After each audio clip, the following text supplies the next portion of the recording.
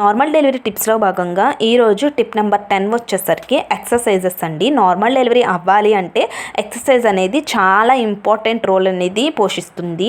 ఈ ఎక్సర్సైజెస్లో ఏమేమి చేయాలి అంటే మీరు squat exercise, butterfly exercise, duck walk ఇటువంటివి మీరు ఖచ్చితంగా చేయాలి. బటర్ఫ్లై ఎక్సర్సైజెస్ అంటే ఏంటి అంటే మీరు సీతాకోక చిలుకలాగా రెండు కాళ్ళు అనేది దగ్గరికి పెట్టి ఇలా ఫ్లై అనేది చేస్తూ ఉండాలి. దీని ద్వారా మీకు పెల్విక్ ఫ్లోర్లో ఉన్న మజిల్స్ అన్నీ కూడా చక్కగా రిలాక్స్ అయ్యి బాగా స్ట్రెచ్ అయితే అవుతాయి. మీకు డెలివరీ సమయంలో బేబీ అనేది బయటికి రావడానికి చాలా బాగా యూజ్ అయితే అవుతుందన్నమాట. ముందు నుంచే మీరు ప్రిపేర్ అనేది చేస్తూ ఉండాలి. మీరు ఎటువంటి ఎక్సర్సైజ్ చేయకుండా కదలకుండా ఉంటే ఆ సమయంలో మీకు చాలా కష్టంగా అయితే మారుతుంది. మీరు ఈ బటర్ఫ్లై ఎక్సర్సైజ్ చేయటం వల్ల మీ తొడల దగ్గర ఉన్న ఎముకలు అన్నీ కూడా బాగా స్ట్రెచ్ అయితే అవుతాయి. డెలివరీ సమయంలో చాలా బాగా యూజ్ అవుతుంది.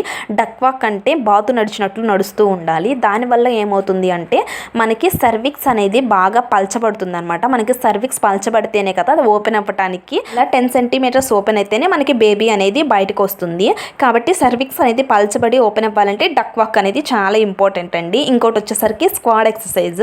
ఈ స్క్వాడ్ ఎక్సర్సైజ్ అనేది ఎలా ఉంటుంది అంటే మనం గుంజిల్ అనేది తీస్తాం కదా, అంటే కూర్చొని లెగవటం మ్యాక్సిమం అలానే ఉంటుంది. సో మీరు డైరెక్ట్గా అయితే చేయకండి.